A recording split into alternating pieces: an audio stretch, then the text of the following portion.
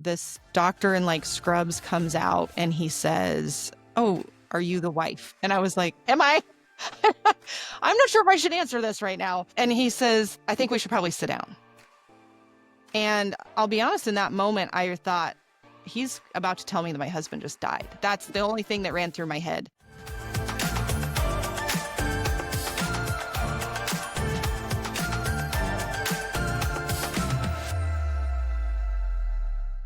The funny thing is that we were complete strangers 4 months ago, I I think, know.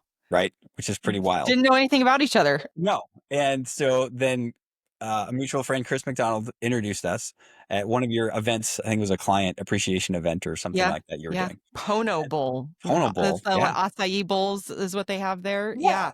It was really fun. And then we connected after that. And then it was funny because it must have been like a week after that, Mhm. maybe 2 weeks, that Susan Marie, at this event we were both speaking at, she pinged us and said, "Hey, would you guys be okay if you did it together?" And it was so fun because, the more that we hang out, the more I'm like, yeah, we're Yeah. like, we're twins, like, Yeah. or We are twins. siblings I or know. something. It's So brother and sister from another mother, something or yeah, other. it's pretty funny. So and then even just how, as we were prepping for the talk and different stuff, we've hung out basically every week for the last for the last I several know, weeks. I know, and then it felt weird. I know, I think I texted you the other day and I was like, "This is strange. I feel Yeah, like we should be practicing for our speech." I know. And then I saw that we have the podcast today. I was like, well, we'll still get to hang out. So So technically, that'll be fun. we're still on the Yeah. calendar. Yeah. That's awesome. So for people that don't know you, they don't know Andrea, like I'm pretty sure I've like asked you all these questions, but because people don't know you, Yeah. I'd love to go back in time and hear your story as much as you want to unpack. And Yeah. Yeah. yeah, where did you come I from? I'll kind of use that framework, no pun intended, but I'll use that framework of like just kind of hitting some of the key points, I guess, of life as it was the cards were dealt, I guess. Growing up, my parents got divorced when I was 5, and I have lived in probably close to 22 states. Or I'm sorry, not 22 states, 22 homes, 22 locations all before I was 18 years old. And so there was a lot of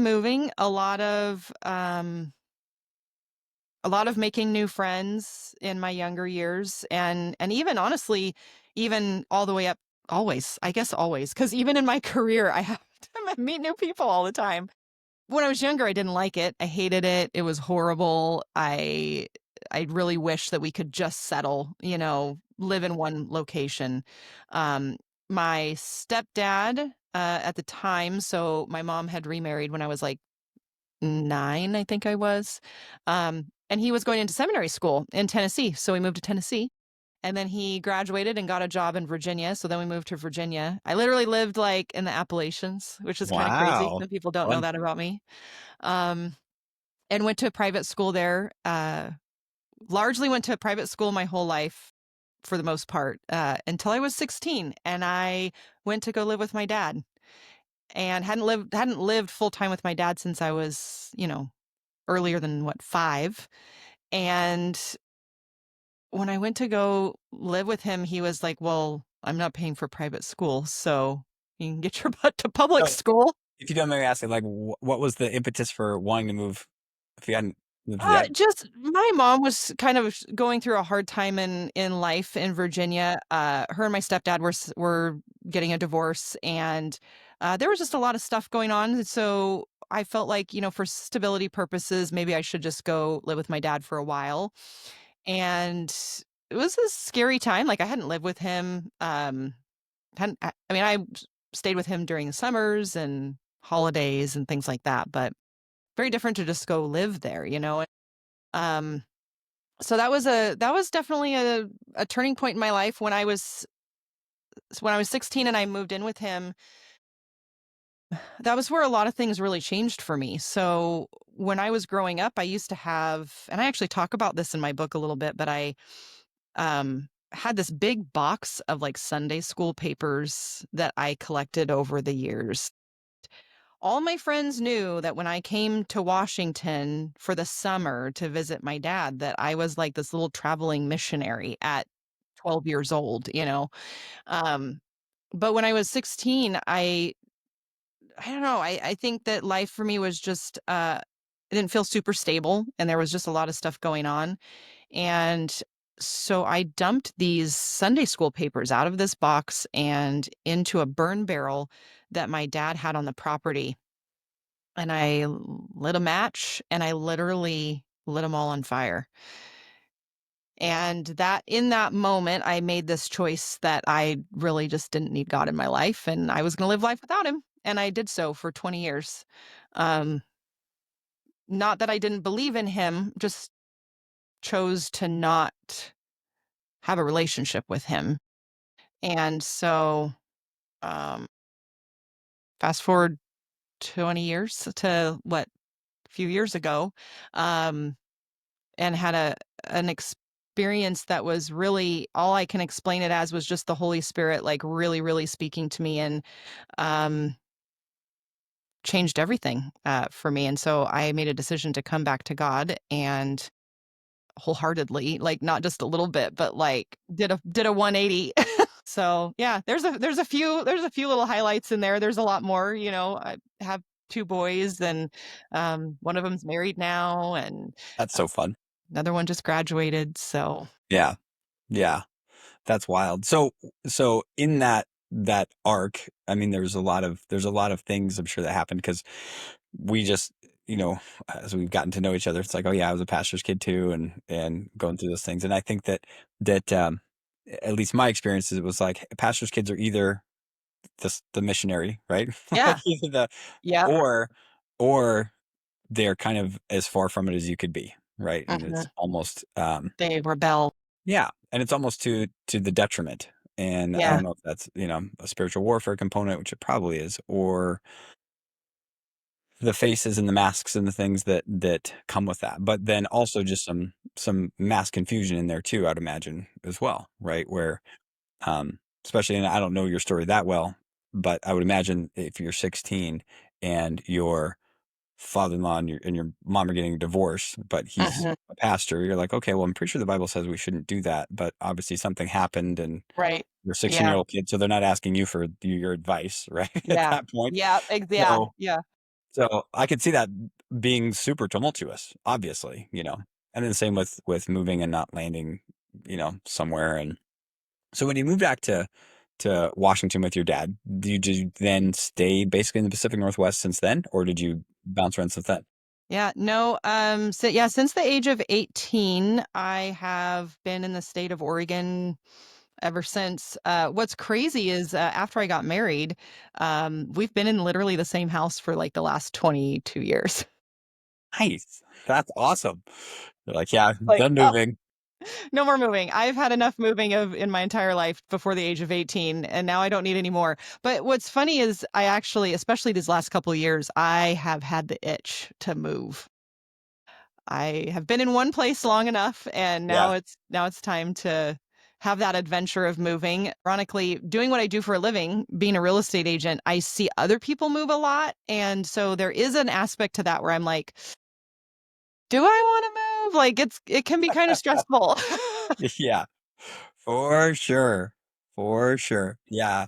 Yeah, me and my wife, we've moved let's see, so we've lived in 4 states since we've been married and I think 5 different places, and yeah, it's funny, we saw a bumper sticker somewhere that said, "If you ever think you're having a bad day, somebody somewhere is renting a U-Haul." So, yeah, I guess there is that. So true. But Yeah. Oh, the yeah, moving that's parts and pieces to moving is a lot. yeah. It's a Yeah, lot. for sure. The big concept of the podcast The Choice came from me and Ray as we were talking about different things and the idea of making kind of big choices or big things that have happened in life. And so I called the big five, right? Like faith, you know, are you going to get married? Where are you going to have kids? Where are you going to live? What are you going to do for vocation? And so those are kind of the things that I'm always kind of framing and understanding people because there's a reason that you do what you do. And so I'm curious about like on the vocation side, how did you end up going into real estate. I was gonna tease you and say, like, "Well, do you know any houses on the market?" But, if you wanted to move. Yeah, how in the world did you I don't think I ever actually asked you that question ever in all of our time hanging out, is how you got into real estate. So, funnily enough, it was, I had 2 toddlers at the time. I had actually worked for my dad for a while. He had a educational sales company where he sold, like, vocational labs, computer labs, auto labs, and things like that to colleges and high schools all up and down the whole West Coast, Oregon, Washington, Alaska, I think Idaho, Montana. Um and so I worked with him for a while, and then when I had kids, I stayed home with them when they were little, little babies. Uh, and then I decided, you know what? I don't know if I can keep staying at home. Like I can't sit still. I can't, I can't do this. I need to get back in the workforce. And so, was kind of going through the things that would give me flexibility to still be able to be mom.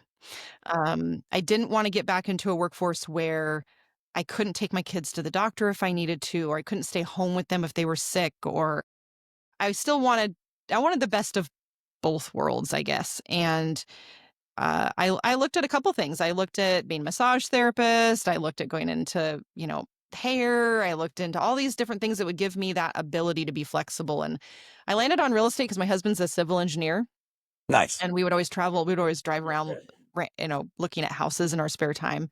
And I thought, well, it seems like that would actually be a good fit. Little did I know that real estate would really be my path into like entrepreneurship. Um, it gave me and exposed me a world that I probably wouldn't have known existed had I not gotten into the real estate world. Um, it Also, like, opens, mindset and leadership yeah. and those types of things? All Yeah. of it. Yeah. Mindset, owning a business, when you become a real estate agent, I think a lot of people think maybe that we're on a salary or that we get paid hourly, and we don't. We're simply commission, right? And then you can also, instead of just being an independent contractor, like a single real estate agent, some crazy ones like me decide to build a team or build a business and become, a to get into leadership, to get into business ownership, which is a lot different than selling real estate, right? We've talked about that earlier today about how a lot of times the what you choose to do, like your profession, is a different skill set than actually being a leader or running the company. And I definitely had to figure that out the hard way. It's just very different. Yeah. No, that totally makes sense. So I'm curious on the could be any front, what because keeping with the theme of the choice, like what has been some like pivotal choices or some moments where you could have gone this way, you could have gone that way. And what was that choice? Like what was some of the hardest choices that you made? Because again, like the reason we kept saying we were talking about earlier is because yes, we did a podcast together on your podcast, which I can't Yeah. wait till it comes out in your Yeah. book and all this stuff we'll talk about in a little bit. But what are some of those like pivotal choices and those pivotal whys in the road that you had to make and what things I guess were a conscious decision and then what things that you might not have realized that it was a conscious decision until you look back. Like you're saying Mm. with real estate, you look back and you realize like, oh, that was actually the turn because I you could just be a real estate agent today, Yep. right? Just being a solo Yeah. person doing your thing, Yeah. but you didn't choose to do that. And so at some point you said, okay, well, I actually want to build a team and understand the headache and the heartache and the reward that comes with that. So, Yeah. Boy, that's a loaded question. I feel like there's actually a lot of moments that I look back on in life where I was presented with a choice. Um, starting back at the age of 16 when I walked away from God to at the age of 19. And you and I talked about this a couple months ago when we first met, that uh, when I was 19, I had made a decision to have an abortion. And that, little did I know in that moment that that was going to be such a pivotal component for me later on in life. Like it was something that really chewed me up for years. For years, it chewed me up, and I didn't know in that moment just how bad that was going to mess me up for a while. Um, and then fast forward the decision to get into real estate, and even fast forward way more to this year. This year, there's been a lot of choices, a lot of pivotal moments where I had to make hard choices. Um, One of them being around Kingdom Warrior, which is another company that I own and I'm launching. Kingdom Warrior in some ways felt a little bit like full circle. When I was 12, I said I wanted to be a missionary. Like I literally had packets from colleges like this is what I'm going to do. It was either that or a forest ranger. I'm not I sure like how Smokey the Bear either of too. those went together, Yeah. but uh so so thinking back to when I was 12, thinking that was the choice that I was going to make and I didn't, to feeling like I'm feeling that calling from God to not necessarily step into a traditional like missionary role, like not talking about going overseas or anything like that. It's funny to me to look at this launch of this Kingdom Warrior Co company and how it is uncannily similar to uh, being a missionary. Like it has a lot of similarities with the book, with Bible studies, with in person events, all the things.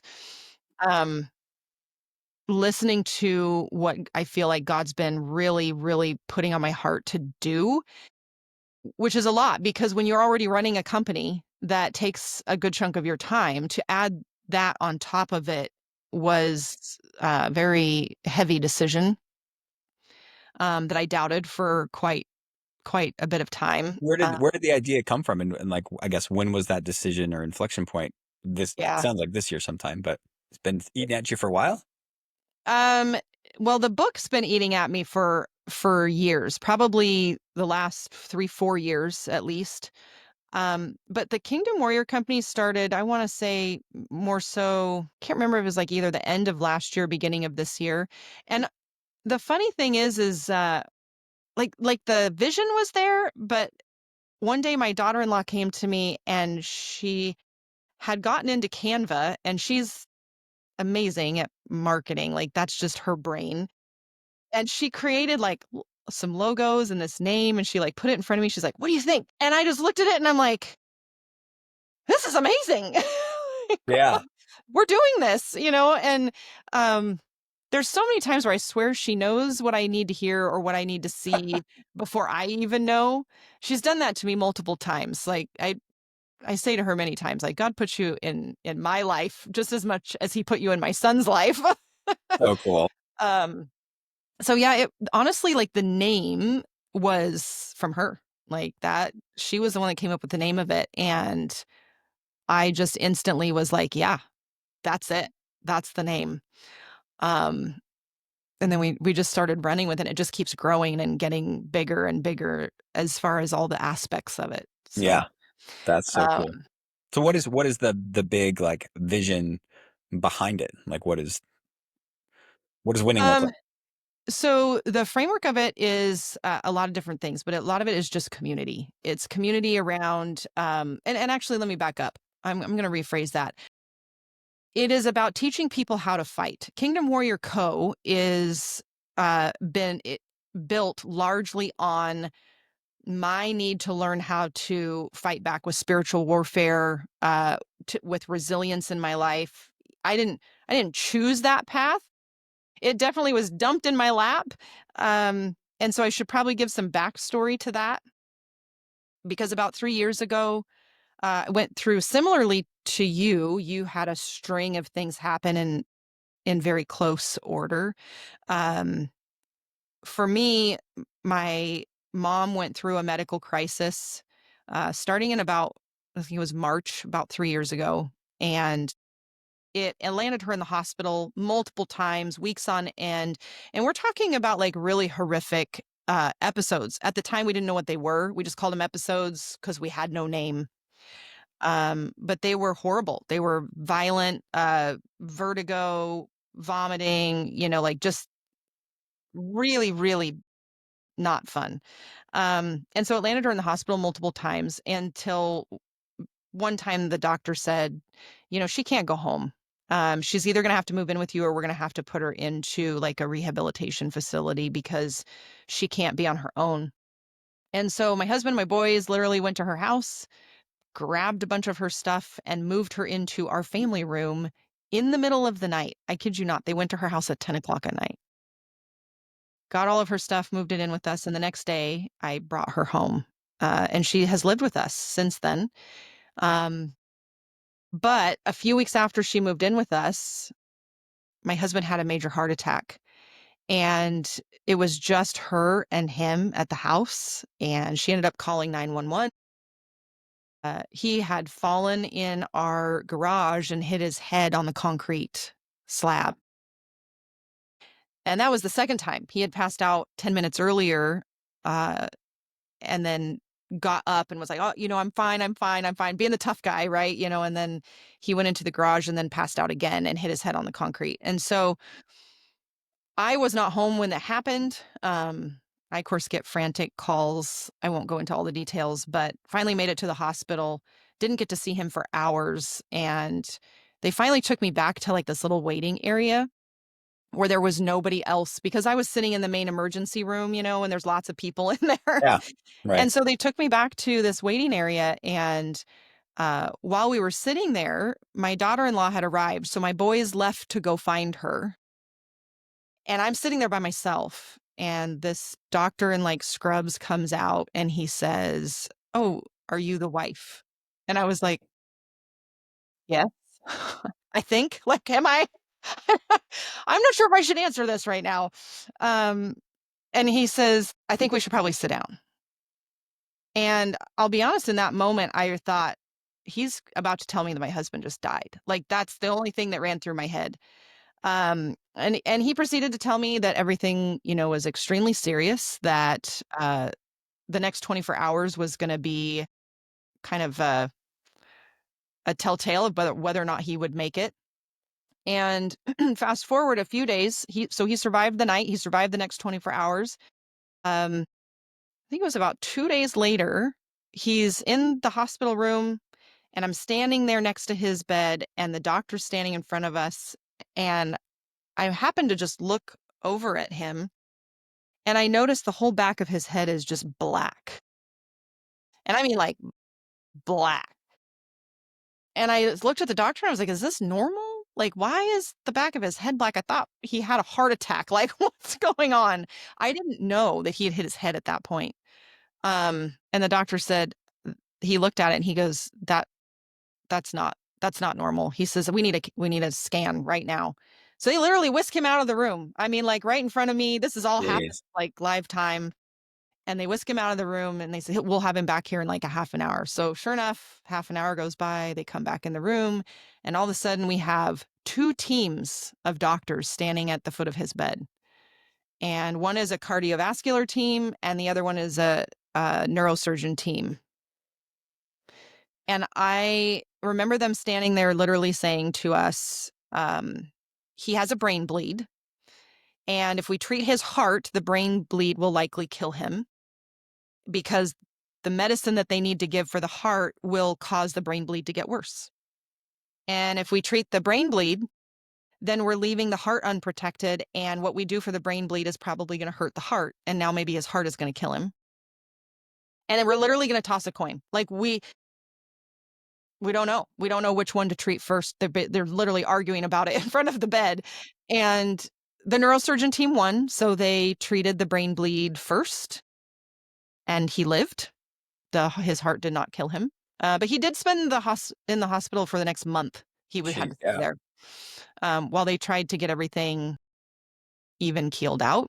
So he survived that. During that time, one of the days on the way to the hospital, I got into a car accident, um, on the way to the hospital. Jeez.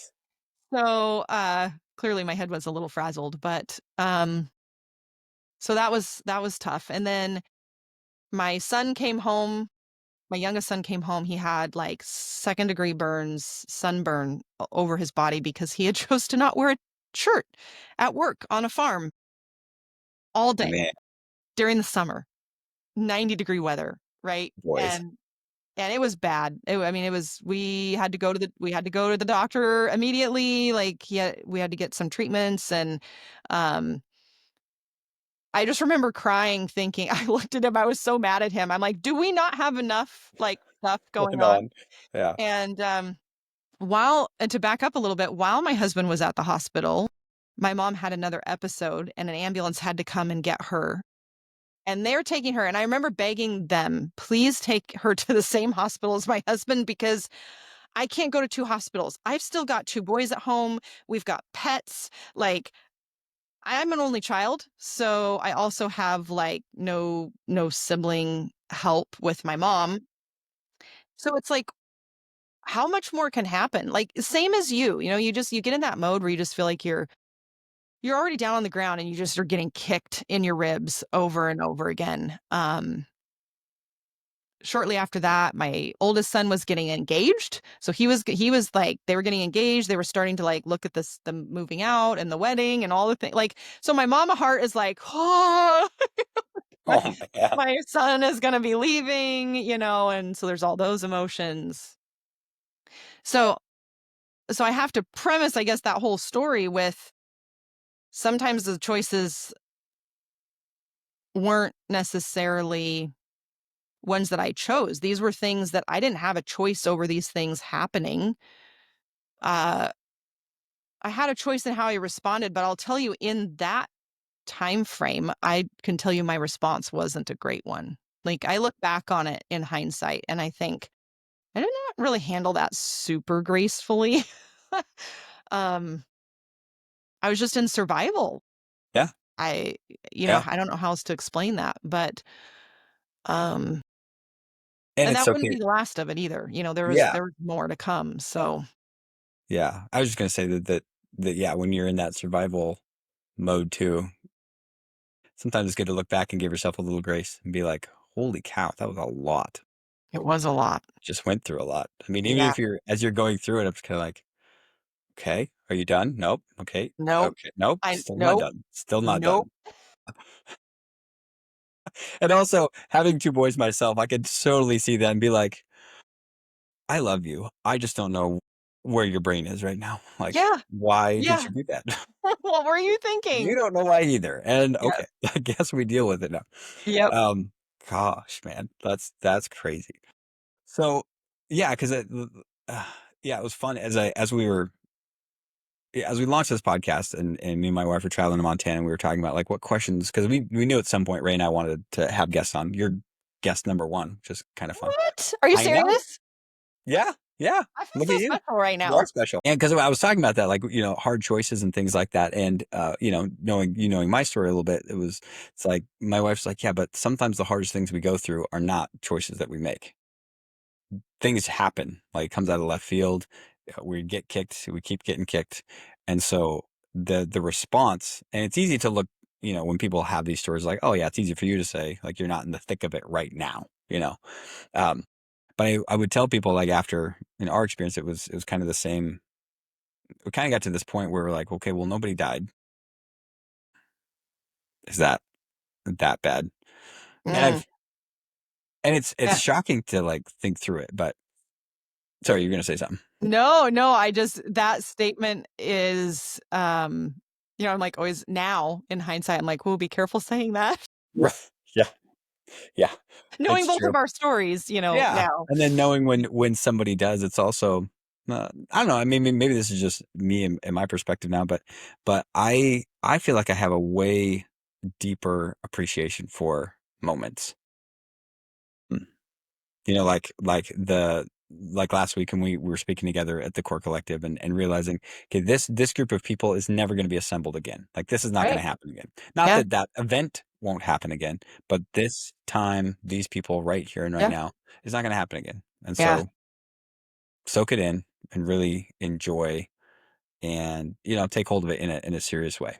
Yeah. And yeah, that's wild. How's your mom and your husband doing now? Uh, Because when that all wrapped up a couple of years ago, Yeah, that was or about 3 years ago. you got out of the Mhm. Yep, hospital and and she's we've found a medication that's really, really helped her, so she's doing a lot better, and, of course, same thing for my husband, he's on a lot of medication too, but, um but still, he's still alive, right? Yeah, Like, it could have definitely been the alternative. So, man. Yeah. um, yeah, but I look back on that and I wouldn't change any of that. There's a time in my life where this is going to sound so bad because I remember thinking like I don't have like some people have these amazing stories to share and they've triumphed over something, right? Like I hear people on podcasts Those or people. I know those people. And they have these amazing things. They've overcome things. They've triumphed over things. They've had this adversity. They've overcome, right? And I remember saying to somebody this many years ago, but I remember saying like, I don't really know what I have to share. Like, I don't really know how I can help people because I don't feel like I have anything that I've had to like battle through or fight through that was like major enough that it would be helpful to somebody else. Um, there was little things along the way, but not anything where I felt like I really had to live through some stuff. So So back to, I guess, the Kingdom Warrior Code. So yeah, taking out those experiences and the resiliency and the mindset, and because you asked me this question earlier about did you lean into your faith in that moment, or was it yeah, just kind of like a throw up my hands and be like whatever? yeah. So, yeah, it was about that time that I went to a service. So I had a friend that constantly was asking me to go to church, and I was like, no, no, no, I'm fine. My boys would go, right? Like Okay, Logan and Leland would go, my boys would go, and I encouraged that absolutely. But I didn't want to go because I didn't want to cry. And so I was like, they can go. It's fine. I don't need to. And I was sitting in church one day. I did go, and I was sitting there, and the pastor was talking about something. I don't remember the topic. All I remember was that he was talking about this book and it's called Not a Fan. And he was giving some excerpts from the book. And really, the book is largely about how the kind of relationship that God wants to have with you. And that he doesn't want followers. Or he doesn't want fans. He wants followers, right? Big difference. Um, Fans show up at the stadium to cheer on their favorite team on the weekend.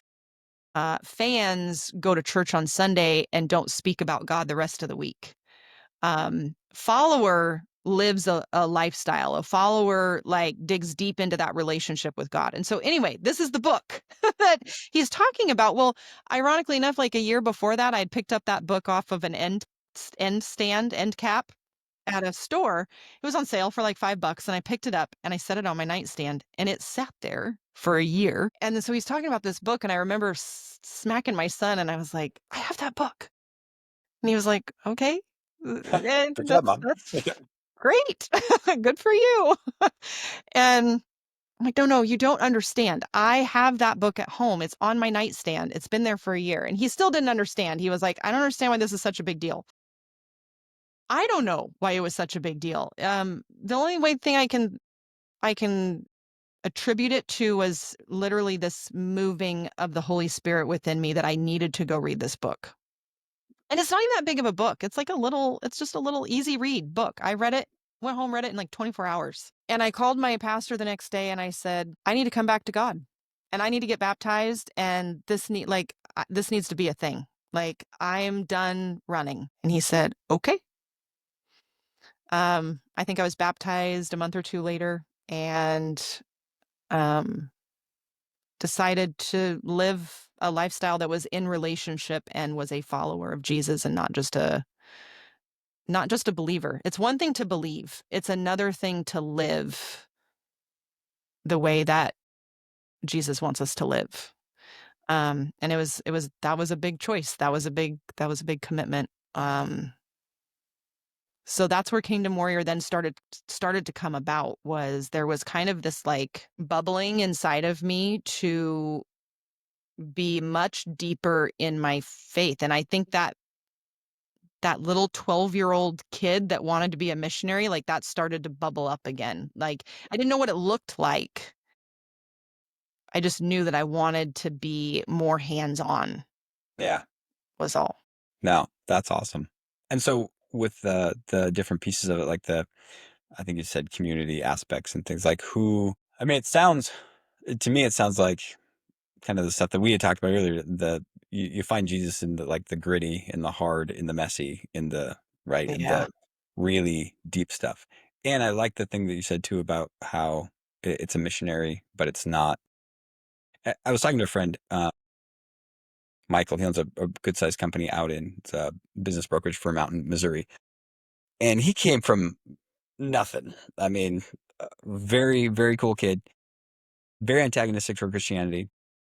Found Jesus at some point, and then that's what his life's about. He's building these cool companies, doing these cool things. It was probably a year ago when we were talking about this, and he's like, "Yeah, I just feel like maybe I should just go in the full time ministry." And I was like, "Well," I'm like, "Michael, you are." He's like, "Well, like go be a pastor." I was like, "Yeah, okay, if God's calling you to do that." I said, "But," I said, take this the right way.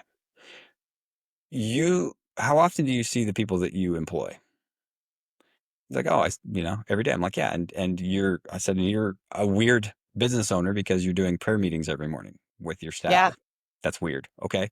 So I said, "So that's cool." I said, "But you're providing for them, uh, you know, economically and emotionally Yeah. and socially. Like you're building that and spiritually. There's an aspect of that." I said, "I'm not discounting what pastors do." I said, "But take this the right way.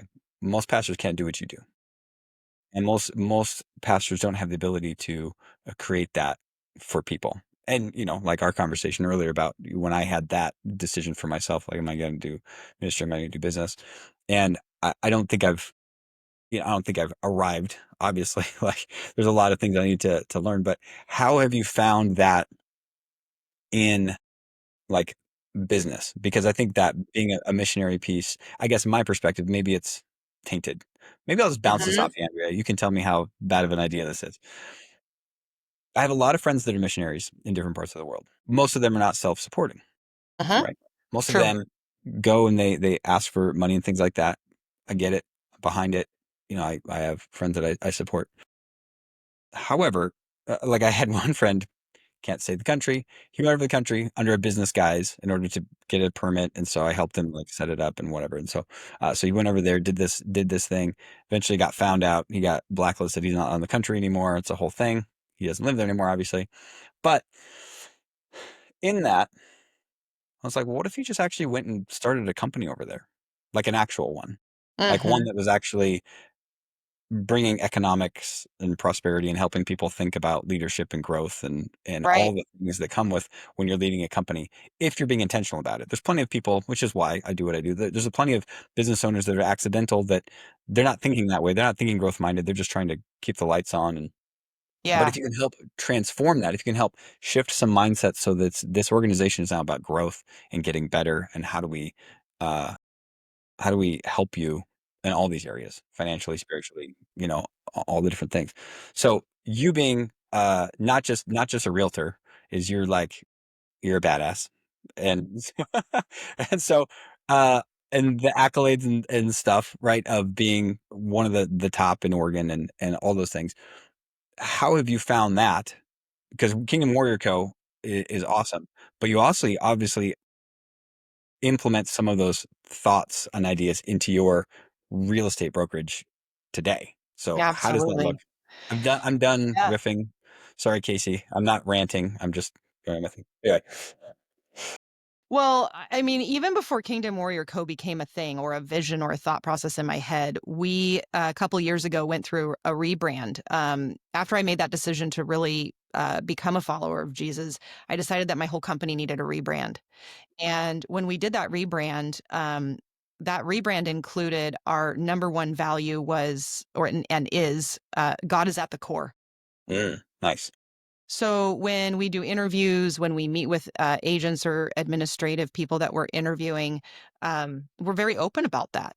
Uh, I don't require that people believe the way that I believe in order to work at my company, but we're very upfront about the foundation of this company is built on the fact that God is at the core of everything that we do. And so, um, for me, we have a really unique platform in that in real estate, we help people not just buying and selling or investing in houses. We're helping people during some of these major transitions and key moments in their life. Like we were talking about at the very beginning of the podcast, we're helping them through everything from parents passing away and they've got to sell the parents' home, or and maybe that's been in their family for generations, or maybe helping somebody through foreclosure, like they're behind on their payments and they don't know what to do and their head is in the sand and they don't know a way forward, and helping them through that. Or maybe it's a new baby was born, or maybe it's because they're getting married, or maybe it's because they're getting a divorce. Like there's so many key moments in life that cause people to need to buy and sell homes. And so we tend to be arriving in their life in these key transition moments. A lot of those moments can be very, very emotional for them. Yeah. Yeah. So we joke around that sometimes we're not really real estate agents, we're therapists because that tends to be, what we land in. But it's a platform. It's a platform for us to be able to do something just even as simple as praying with a client who is struggling. And, I don't always know. Like I was at a listing appointment the other day where a gal was struggling. A lot of things had happened in her life and she's was needing to sell. And I did not know her prior to this appointment. And at the end of the appointment, I just asked her and said, would you mind if I prayed over you? And she teared up and said, absolutely. Like I would love that. And it was this really cool moment and experience that I feel like not everybody gets to have in business, but we choose to make it a very important part of our business because I feel like God has given us this platform to steward.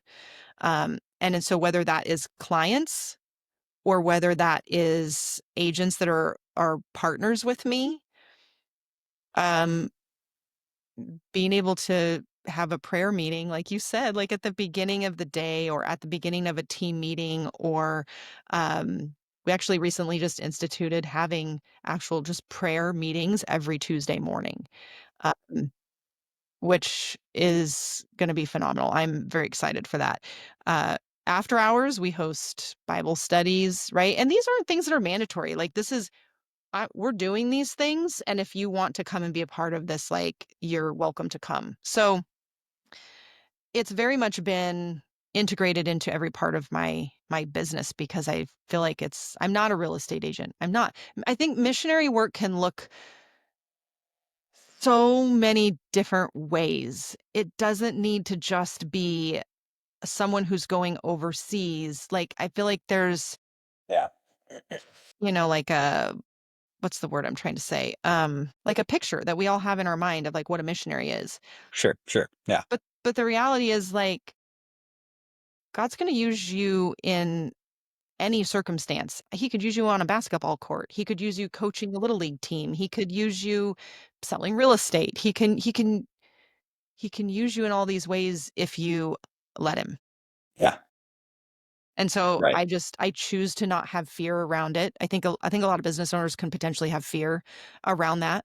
Um, and I've just made a choice that I refuse to live in fear, that this is something God's called me to do, and I sure as heck am not gonna ignore that. Yeah. That's awesome. That is super cool. Yeah. Yeah.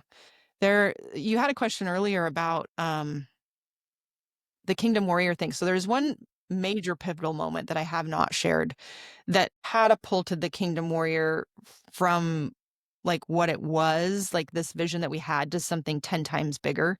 And that was earlier this year, in April, my dad chose to take his own life. Um, and that was really hard. Sometimes I could talk about it and it doesn't get to me. And sometimes it does. um, it's definitely still raw.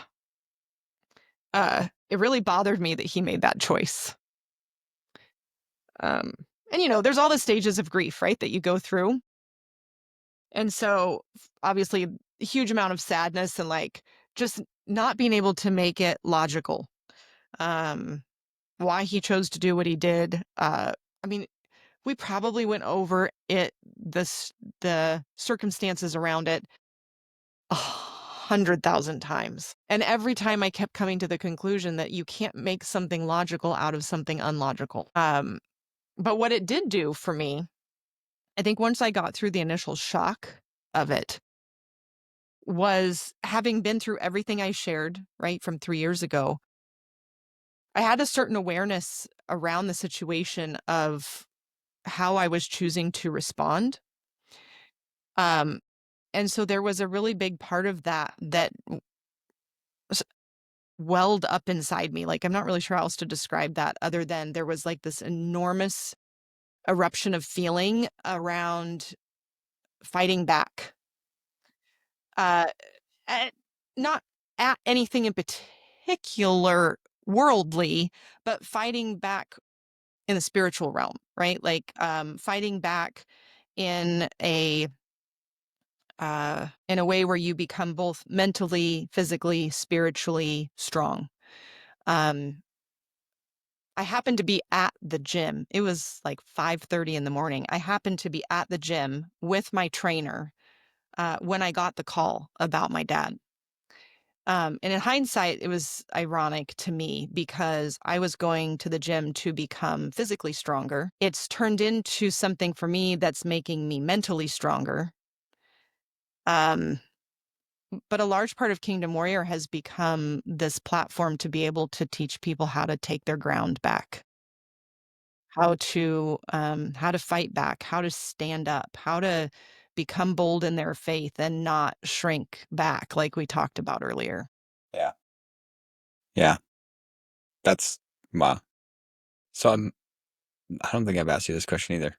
With the book, Mm. sounds like you started writing it 3 years ago. Yeah, yeah, several years ago, 3, 4 years ago.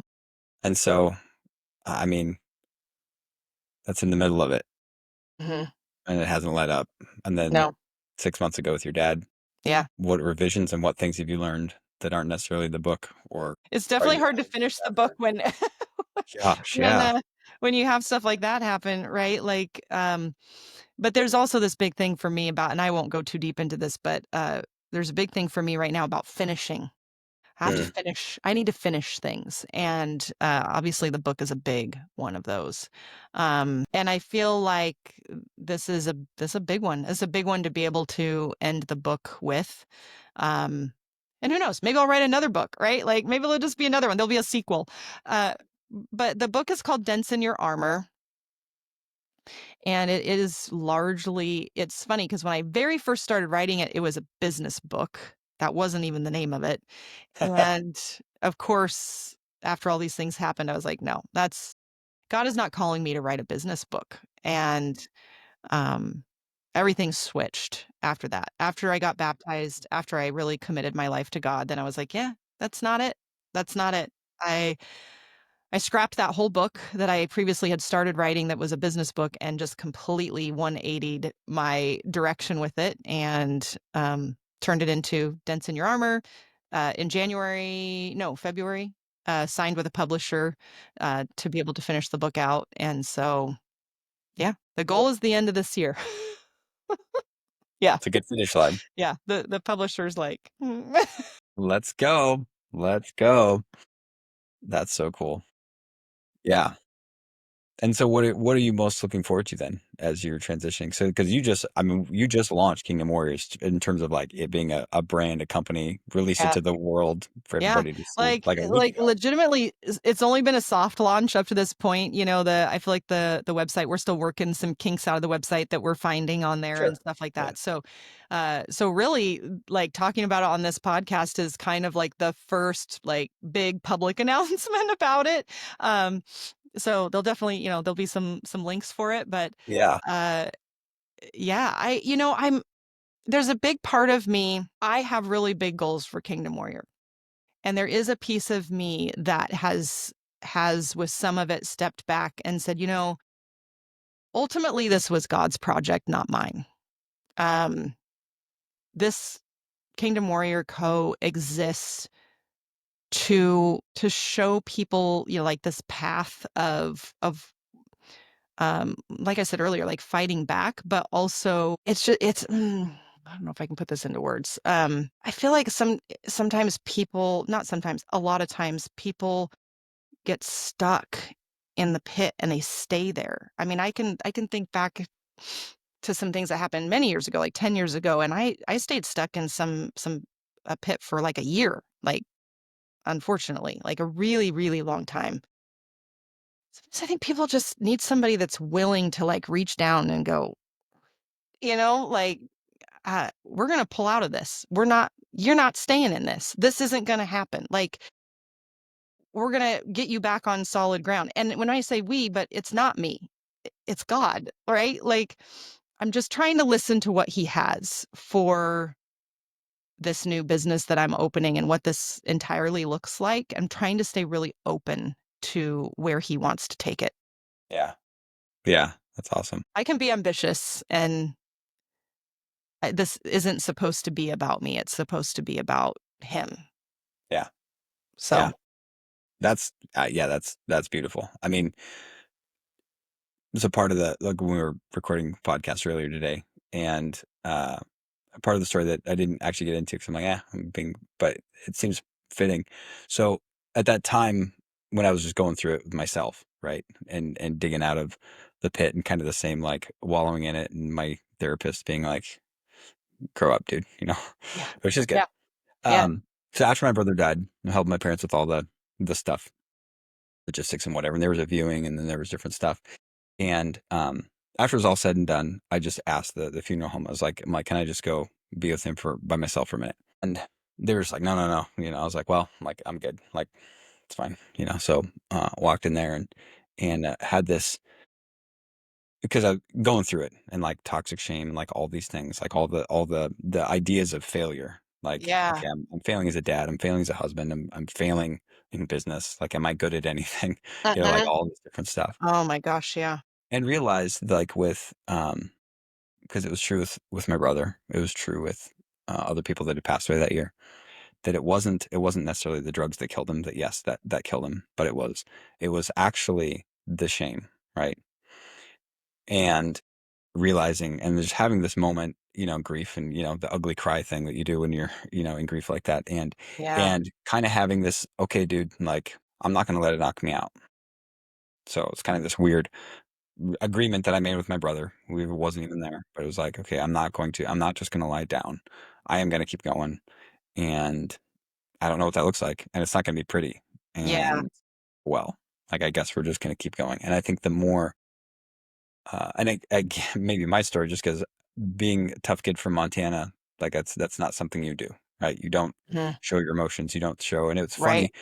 Yesterday, Ray and I, that podcast will probably come after this one, but we were talking about that, like modeling to our kids, because we're both dads, and he's a big bad football player that has all these accolades and stuff, and different NFL teams looked at him, but he's this big teddy bear, like he's just this like a giant of a man, but so soft and tender at the same time. But he could kill you. So, uh, But, oh, by the way. uh, yeah, and at the same time, like how do we model that for our kids to where sometimes you need to cowboy up and you need to just get over it, suck it up, and go. And there's sometimes too where it's like it's okay to be vulnerable and be like, okay, I need to take a step back and figure this out so that Mhm. it doesn't wreck me. Yeah. Because, right, it doesn't like it's like emotionally, I'm not stuck being 12 or 16 or whatever the age is, right, where we get stuck. And so we have to work through that. Like we got to go back and we got to figure that out so that we're not stuck forever. And so I think that, I don't know, Yeah. it's a beautiful vision that you have for Kingdom Warrior and how that's Yeah. all going to come to be. Yeah. There was a so funny little random story that I will share with you that kind of fits in with the Kingdom Warrior thing is about 2 weeks before everything happened with my dad, I had gone online and purchased these little temporary tattoos that said warrior on them because it matched my Kingdom Warrior right? And Sure. of Yeah. course, I felt like I was being 10 again, but I was like, whatever, I'm just going to get them. They're fun. So I had bought it and they were sitting on my bathroom counter when everything happened with my dad. And so a couple days after this all went down, I had seen those sitting on my bathroom counter and I thought, I'm just going to put one of those on today. And so I did. I like put it on my wrist, and I thought I just need this reminder, like that I need to choose to keep fighting, no matter how tough life gets, no matter what obstacles get thrown in front of me. I have to fight like a warrior. Like that's just what needs to happen. And so in order to like mentally get this shift going in my head, I put this little temporary tattoo on. And a couple days after that, my daughter-in-law was there and she looks at it and she's like, "Well, that's cool. Like that looks really cool, but why is the eye like this semicolon?" And I don't know. I just thought it looked cool. I mean, again, I was being a dork. Like I was being 10. I just wanted this cool looking temporary tattoo. Never have gotten a tattoo in my life up to that point. I said, "Yeah, I don't know." And so I Googled it and I looked it up and Google comes back with, it's a suicide awareness symbol. And I thought, you gotta be kidding me right now. I remember literally just looking at her with my eyes about this big and just thinking, there's, there's no way that that's what this means. And kept reading, and sure enough, yeah, it was a suicide awareness symbol, and talks about it's a pause, like in one's life, but that you choose to keep going and fighting. I chose to actually get it as an actual tattoo, so I do have a tattoo now. Wow, that's awesome. This is where, and it has the little semicolon there, Yeah. which is for the suicide awareness. But it was funny because when I got this, um, almost like last minute, I chose to get a second one because I realized like this is about this is still about me, right? Like this is still my mental mindset to choose to show up like a warrior. But it didn't really address my faith. And so then I chose at the same time to get this one. I don't know if you can see that on the screen, which is the symbol for God is greater than my highs and my lows. Oh, Like nice. I can choose to fight, I can choose to be a warrior, I can choose to do all of that, but I need to remember that God's greater than even that. Yeah. Yeah. So, Yeah. anyway, 100%. kind of a funny, It's ironic little story how that happened. yeah. Man, that's yeah. It just reminded me of, like in John where, it's kind of the Last Supper thing and Jesus is talking to the disciples and he has this promise that kind of sucks. He's like, "Hey, in this world you're gonna have troubles." Yeah. It's like, "Well, thanks, Jesus. That sounds Yeah, great." I don't want that Um, one. Can we put right, but that then one the back? next part is yeah, then the next part is, "But take heart, I've overcome the world." And you realize, it's not Yeah, the end of the story, right?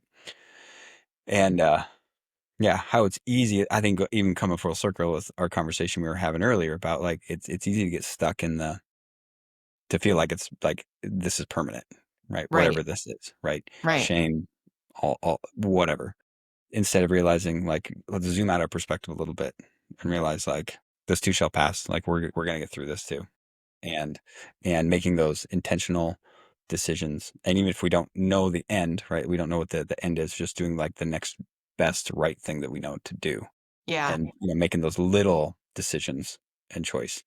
Um, yeah. We yeah. could talk forever. I mean, I know. every time we'd go prep our, talk, we'd sit down and we'd just, like, chat for 45 minutes. It's like, "Oh, we I should know, probably we're do like, some "Oh, wait, work we now." actually have to practice." Yeah. So and it's Yeah, been awesome. How, because I know you've got the event that I think is you're pushing everything towards in March, sounds yeah, like. yeah, And then all the launches and things. Obviously, we'll put the links and things, but how could people actively support, help, yeah. all the things? Honestly, probably the easiest way is through my Instagram. It's just my name, Andrea_Beem, and it's two E's. M as in Mary. Nice. That's the easiest way to follow me and my content. And then there's a link on there that will also go to the website, which is currently it's kingdomwarriortribe.com. So we'll have a couple different links that head that way, but you can find all the stuff on that website. That's awesome. Oh, And then, yeah, we definitely have to follow because then when the book comes out, everybody will know. So I that'll know. Yeah, we be got to make exciting. a big announcement around that. There is a waiting list on the book, so if you do go to that website, you can sign up to be on the waiting list. Oh, perfect. Perfect, Yeah. perfect. Yeah. Nice. Andrea, this has been Thank awesome. you. I Thanks so know. much. It's always so fun to get to talk to you. It is going to be weird when we're not practicing for speeches or doing podcasts. Like we're going to have I to make up a project or something. I know, right? It'll be Well, fun. actually, you're going to be speaking at that event, you Yeah, know. that's the plan. Should be good, but that's 5 months, so that's I too know it far is a away. little So we'll ways have to out, do but something between then. So, we'll find something in the middle. That's all right. yeah, definitely. Thank you so much, You Jason. betcha. I appreciate it.